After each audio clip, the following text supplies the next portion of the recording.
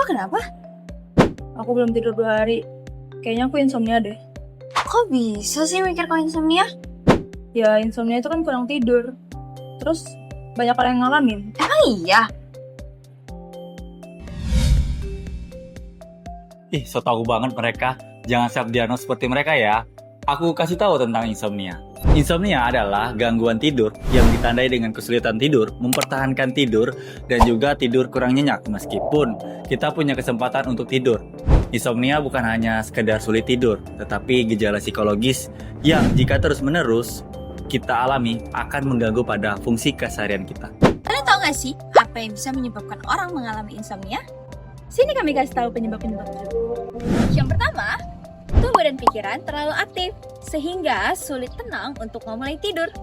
Yang kedua, zat kimia otak yang tidak seimbang sehingga proses tidur bangun pun terganggu. Yang ketiga, yaitu gangguan ritme sirkadian, yaitu jam biologis yang tidak teratur sehingga membuat pola tidur juga tidak teratur. Kemudian bisa disebabkan juga oleh paparan cahaya di malam hari. Yang keempat, kurangnya tidur membuat sistem otak melemah dan racun otak pun menumpuk dan akhirnya memengaruhi kualitas tidur. Yang kelima, faktor genetik APOE allele 4, sehingga seseorang lebih rentan terkena gangguan tidur dan penurunan kognitif lebih awal. Yang terakhir, orang lanjut usia, wanita, atau individu dengan gangguan fisik atau mental lebih berisiko mengalami insomnia. Kesulitan tidur atau insomnia ditandai oleh beberapa gejala seperti berikut menurut DSM-5. Yang pertama, kualitas tidur memburuk ditandai dengan kesulitan memulai tidur, mempertahankan tidur, serta bangun terlalu pagi dan sulit tidur kembali. Kedua, distres atau gangguan signifikan terhadap fungsi sosial. Yang ketiga, durasi terjadi insomnia itu minimal 3 kali dalam seminggu. Yang keempat, durasi berlangsungnya itu minimal 3 bulan. Tanpa ada selang-seling ataupun terputus dari gejala 3 kali dalam seminggu.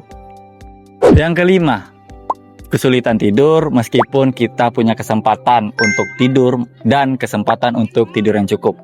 Yang keenam, tidak disebabkan oleh gangguan tidur lainnya seperti narkolepsi, parasomnia, ritme sirkadian, atau gangguan tidur sejenisnya.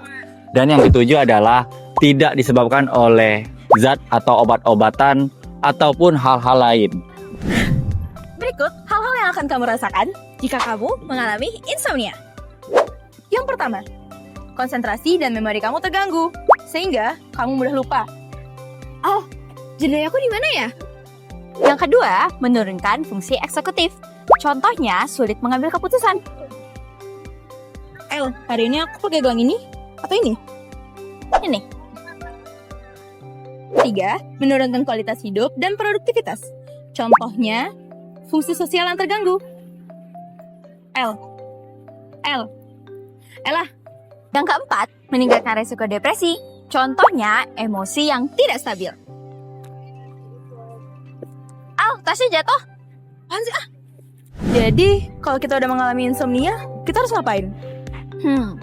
Ada 2 cara, yaitu pendekatan secara psikologis, yaitu melalui terapi CBT.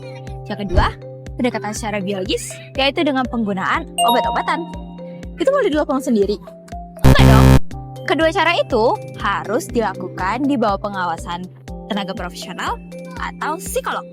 Jadi, kita nggak boleh melakukan self-diagnose ya? Ya gak boleh lah. Pencegahan insomnia bisa dilakukan dengan berbagai cara berikut. Yang pertama, yaitu membentuk kebiasaan tidur yang sehat, yaitu dengan cara menghindari gadget, tidak mengkonsumsi kafein sebelum tidur, dan juga menetapkan waktu tidur dan waktu bangun yang sama, sehingga akan terbentuk kebiasaan pola tidur yang baik. Yang kedua, yaitu melakukan senam ataupun relaksasi otot sederhana. Yang ketiga, yaitu melakukan relaksasi otot dengan cara meditasi dan juga dengan olahraga renang untuk melatih pernapasan. Dan yang terakhir, yaitu edukasi dan psikoedukasi untuk membentuk suatu perilaku yang baik, yang sehat terhadap pola tidur kita. Kita harus mencari tahu tentang apa itu insomnia, apa buruknya insomnia, sehingga pola perilaku yang terbentuk dari diri kita bisa menjadi lebih baik. Ingat, insomnia bukan sesuatu yang bisa didiagnosis sendiri. Jika gejalanya menetap, jangan ragu untuk meminta bantuan profesional ya. Tidur adalah kebutuhan yang baik, dan tidur adalah salah satu bagian dari hidup yang sehat.